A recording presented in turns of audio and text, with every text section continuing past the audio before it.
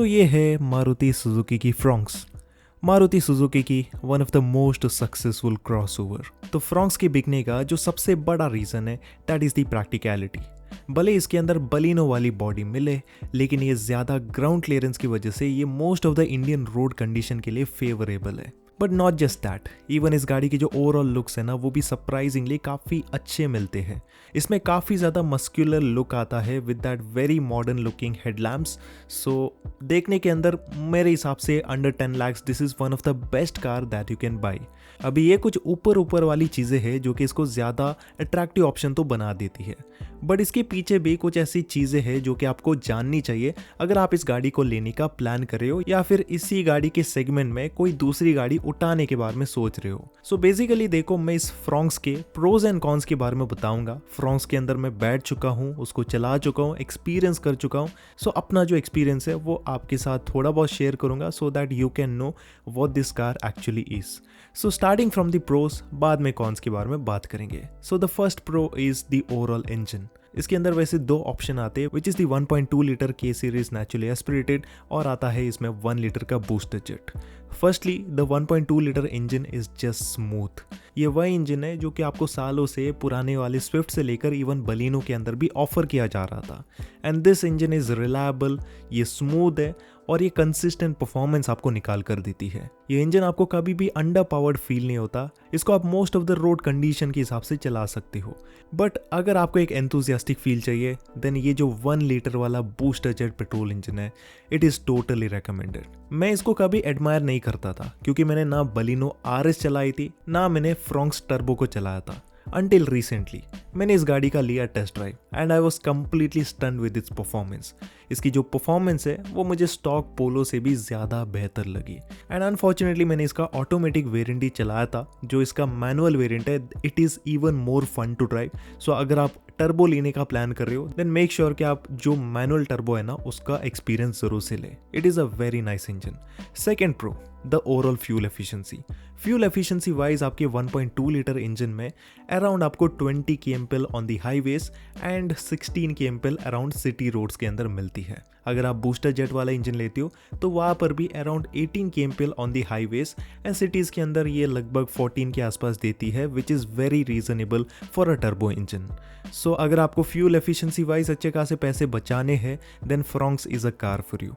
The third pro is definitely the overall practicality. एक चीज़ मैंने आपको बता दी कि इसके अंदर आपको ज़्यादा बेहतर ग्राउंड क्लियरेंस मिलती है कंपेयर टू दी हैचबैक, जिसकी वजह से आप इसको मोस्ट ऑफ द खराब रास्तों में चला सकते हो लाइक इन जैसे रोड्स में। Secondly space wise also it is very nice. And Baleno में अगर आपको पता नहीं तो वन ऑफ द बेस्ट उसमें आपको leg room and knee room मिलेगा and at the same time उसकी विड्थ भी काफ़ी रीजनेबल है, बिकॉज ऑफ विच 5 एडल्ट्स इस गाड़ी के अंदर बहुत ही कंफर्टेबल होकर बैठ सकते हैं। बट स्पेस के अंदर एक छोटा सा कॉन भी है जिसको मैं आगे जाकर कॉन्स वाले सेक्शन में बताऊंगा। चौथा pro, that is the overall feel of driving. अभी जैसे कि मैंने बताया कि इसमें आपको काफ़ी ज़्यादा पावरफुल इंजन मिलता है, बट इसके साथ ड्राइविंग डायनेमिक्स भी बहुत ज़्यादा मैटर करते हैं एंड वो फीलिंग आपको डेफिनेटली फ्रॉन्क्स के अंदर मिलेगी। फ्रॉन्क्स के अंदर भले आपको थोड़े बहुत SUV वाले कैरेक्टरिस्टिक्स मिले, बट ड्राइव करने के हिसाब से it feels like a sporty hatchback like आपकी बलिनो। ये हाई स्पीड में आपको इवन ब्रेजा से ज़्यादा बेहतर स्टेबिलिटी देती है and at the same time corners में भी ये काफ़ी अच्छी परफॉर्म करती है। स्टीयरिंग फीडबैक वैसे थोड़ा सा डिसेंट मिलेगा, but as a overall package ये गाड़ी ड्राइव करने के हिसाब से आपको काफ़ी ज़्यादा मज़े देने वाली है। इवन सीटिंग पोस्चर भी आपको थोड़ा सा स्पोर्टियर साइड में, लोअर साइड में मिलेगा, जो कि अगेन लॉन्ग जर्नीज के लिए ज़्यादा एंगेजिंग एंड कंफर्टेबल फील होता है। सो कुल मिलाकर इतना ही है कि ड्राइव करने के हिसाब से it is a very nice car. But अगर आपको बिल्कुल ही डायनामिक फील चाहिए, बिल्कुल ही वो नेक्स्ट लेवल वाला अंदाज चाहिए, देन मे बी आपको i20 का जो N-line वर्जन है ना उसकी तरफ जाना पड़ेगा, और else you can go with the Altroz का racer edition. And last but not the least, the overall technology. इस गाड़ी के अंदर आपको दुनिया भर के सारे फीचर्स मिल जाते हैं, चाहे वो एक बड़ा सा एडवांस इंफोटेनमेंट सिस्टम हो या फिर दूसरे कन्वीनियंट फीचर्स लाइक 360 डिग्री वाला parking camera, wireless charging, rear AC vents और ऐसे ही बहुत सारे फीचर्स इसमें आते हैं जो कि इसको डेफिनेटली टेकी तो बना देता है। बट इसमें सनरूफ की थोड़ी सी कमी है जो कि पूरी हो सकती थी in the top of the line variant. तो एनीवेज ये मैंने कुछ आपको प्रोज बता दिए, इसके कॉन्स के बारे में अभी बात कर लेते हैं। So the first con is actually in this space. And I know that कि ये सुनकर आप बोलेंगे कि अभी अभी मैंने इसको प्रोज वाले सेक्शन में डाला था, तो अभी कॉन्स में कैसे आ गया। So let me explain. इसमें जो स्पेस है ना वो आपको leg room and knee room के हिसाब से काफ़ी अच्छी मिलती है, इवन विड्थ वाइज भी it is very reasonable. But जब बात आती है हेडरूम की, then it is slightly disappointing. इस गाड़ी की हाइट बलिनो से ज़्यादा है, बट सरप्राइजिंगली इसमें आपको बलिनो से भी स्लाइटली कम हेडरूम मिलता है। सो अगर आप थोड़ा रिक्लाइन होकर बैठते हो देन कोई बात नहीं, लेकिन अगर आपको थोड़ा सीधा बैठने की आदत है देन आपको हेडरूम वाइज थोड़ी सी कमी खलने वाली है।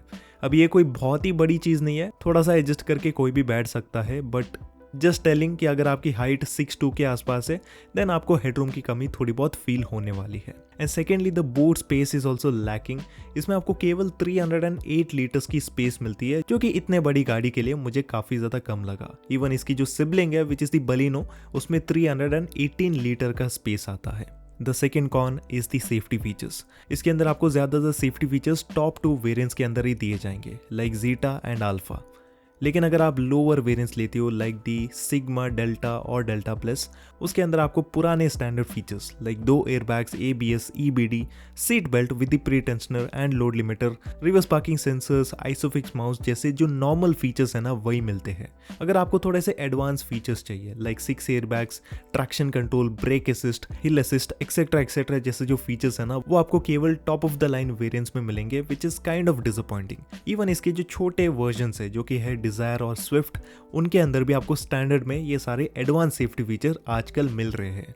तो मारुति को इसको डेफिनेटली प्रोवाइड करना चाहिए था at least in the 2024 model. The third con is obviously the variants. देखो मैं वेरिएंट्स के हिसाब से ज़्यादा कंप्लेन नहीं करना चाहता क्योंकि अलग अलग कार कंपनी के अलग अलग स्ट्रैटेजीज होते हैं, लेकिन फ्रॉन्क्स का मुझे थोड़ा सा अजीब लगा। लाइक मान लो कि अगर आपका बजट थोड़ा सा लोअर रेंज में आता है और उस बजट में अगर आपको बूस्टर जेट वाला इंजन ही चाहिए देन वो आप नहीं ले पाएंगे, क्योंकि बूस्टर जेट इंजन एक्चुअल में शुरू होता है from the delta plus variant और उसकी प्राइस ना ऑन रोड लगभग 12 लाख के आसपास चली जाती है।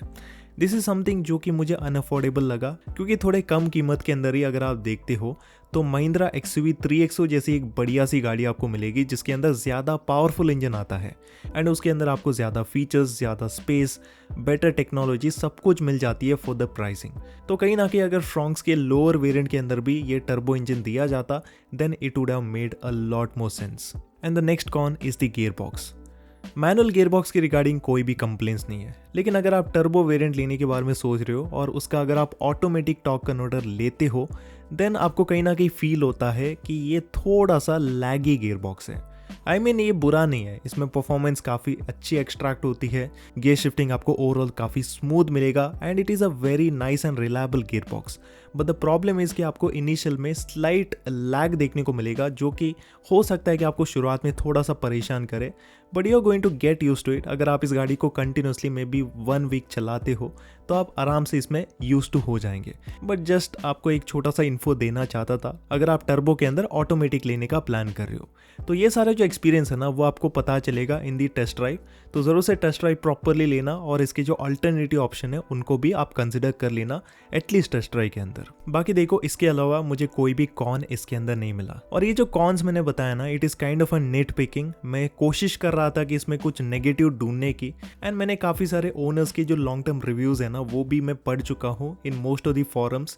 इवन नेक्सा के सर्विस सेंटर के अंदर कुछ मैं ओनर्स से मिल चुका हूँ, वो are actually very satisfied with this car.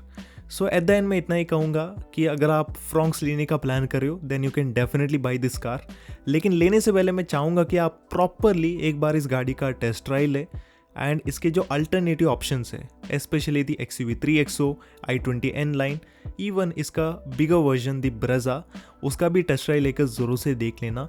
हो सकता है कि वो आपके रिक्वायरमेंट को ज़्यादा अच्छे से फुलफिल करे। बाकी आपका ओपिनियन क्या है इस फ्रॉन्क्स के रिगार्डिंग ज़रूर से मुझे बताना कमेंट सेक्शन के अंदर। तो यही था सब कुछ जो कि मैं आपको बताना चाहता था इस मारुति सुजुकी फ्रॉन्क्स के रिगार्डिंग। अगर आपको ये वीडियो पसंद आई तो इस वीडियो को लाइक करना बिल्कुल भी मत भूलिएगा और अपने दोस्तों के साथ भी इस वीडियो को शेयर करना। बाकी देखो ऐसे वीडियोस और भी देखना चाहते हो then make sure to subscribe to the channel, and इसी के साथ चलिए मिलता है आपसे अगले वीडियो के अंदर।